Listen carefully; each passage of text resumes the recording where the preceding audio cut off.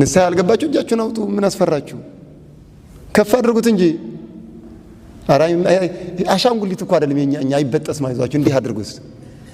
እንደዚህ አድርገው ከፍ እንዲህ አድርጉት። አትፍሩ።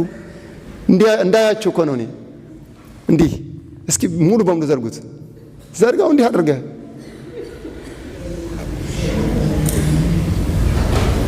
እንዳታወርዱት እስኪጨርስ ድረስ እንዳታወርዱት። መልካም እንዳታወርዱት ብያቸዋለሁ። ደከማቸው አይደል? እንዲህ ብላችሁ እንዲህ አድርጉት፣ እንዲህ አድርጉት። ወተትን ሁሉም ቢል ይችላል ማለት እምቢ ሲል ወተት ምንድነው የሚደረገው? ሕፃን ልጅ ወደ ሕክምና ይወሰዳል፣ ወደ ጸበል ይወሰዳል። ስለዚህ እኔ አሰልፌ ምንድነው የሚባለው እዚህ አካባቢ ሕክምና ያለው ወደ ሕክምና ልወሰዳችሁ ነው ወይስ አስረን እናስጠምቃችሁ? እንዲህ የሚባል ነገር የለም። ውሃ አጠጪኝ እስኪ በሉ። ከዛ አንተ አይሁዳዊ ነህ እንዴት እኔን ትጠይቀኛለህ አለችው።